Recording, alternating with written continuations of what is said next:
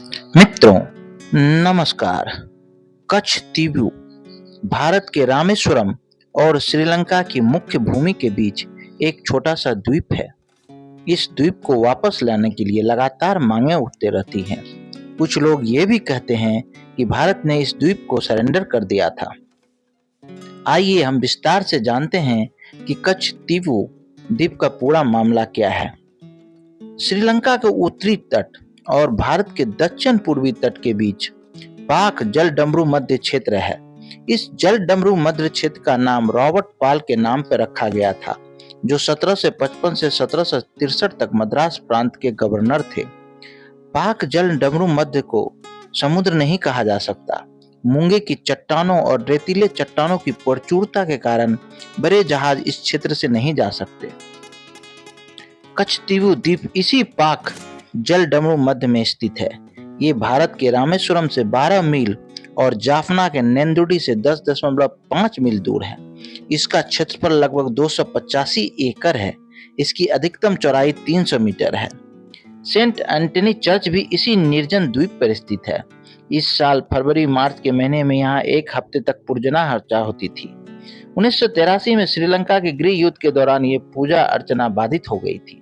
The gazetteer के मुताबिक 20वीं सदी के शुरुआत में रामनाथपुरम के सिनिकुप्पन पदयाची ने यहाँ एक मंदिर का निर्माण कराया था और थंगाची मठ के एक पुजारी इस मंदिर में पूजा करते थे। द्वितीय विश्व युद्ध के दौरान अंग्रेजों ने इस द्वीप पर कब्जा कर लिया था। कच्छ द्वीप बंगाल की खाड़ी को अरब सागर से जोड़ता है। भारत और श्रीलंका के बीच इसे लेकर विवाद है। साल 1976 तक भारत इस पर दावा करता था और उस वक्त ये श्रीलंका के अधीन था। साल 1974 से 1976 की अवधि के बीच तत्कालीन प्रधानमंत्री इंदिरा गांधी ने श्रीलंका की तत्कालीन राष्ट्रपति श्रीमा भंडार नायका के साथ 4 समुद्रिक सीमा समझौते पर दस्तखत किए थे। इन्हीं समझौते के फलस्वरूप कच्छ द्वीप श्रीलंका के अधीन चला गया, लेकिन तमिलनाडु की सरकार ने इस समझौते को स्वीकार करने से इनकार कर दिया और ये मांग थी कि कच्छ द्वीप को श्रीलंका से वापस लिया जाए। साल 1991 में तमिलनाडु विधानसभा में एक प्रस्ताव पारित किया गया और कच्छ द्वीप को भारत में वापस किए जाने की मांग दोहराई गई। कच्छ द्वीप को लेकर तमिलनाडु और केंद्र सरकार के बीच का विवाद केवल विधानसभा प्रस्तावों तक ही सीमित नहीं रहा।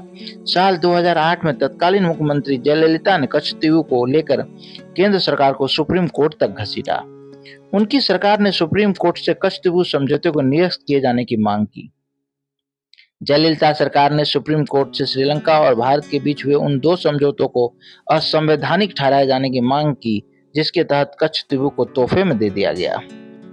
ये दलील दी जाती रही कि कच्छ द्वीप साल 1974 तक भारत का हिस्सा था और ये रामनाथपुरम के राजा की जमींदारी के तहत आता था। रामनाथपुरम के राजा को कच्छ द्वीप का नियंत्रण सन 1902 में तत्कालीन भारत सरकार से मिला था। मालगजारी के रूप में रामनाथपुरम के राजा जो पेशकश करते थे, उनके हिसाब किताब में कच्छ द्वीप भी शामिल था। रामनाथपुरम के राजा ने द्वीप के चारों ओर मछली पकड़ने का अधिकार, द्वीप पर मवेशियों को चराने का अधिकार और अन्य उद्देश्यों के लिए इसका उपयोग करने का अधिकार पट्टे पे दिया था। इससे पहले 1880 में मोहम्मद अब्दुल कादिर मराई केयर और मथुचामी पिल्लई और रामनाथपुरम के जिला डिप्टी कलेक्टर एडवर्ड टर्नर के बीच एक पट्टे पर दस्तखत हुए थे।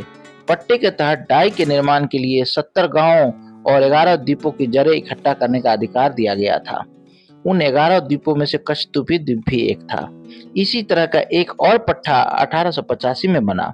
साल 1913 में रामनाथपुरम के राजा और भारत सरकार के राज सचिव के बीच एक समझौते पर हस्ताक्षर किए गए।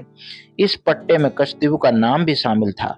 दूसरे शब्दों में कहे तो भारत और श्रीलंका दोनों पर शासन करने वाली ब्रितानी हुकूमत ने कच्छ द्वीप को भारत के हिस्से के रूप में मान्यता दी, लेकिन इसे श्रीलंका का हिस्सा नहीं माना।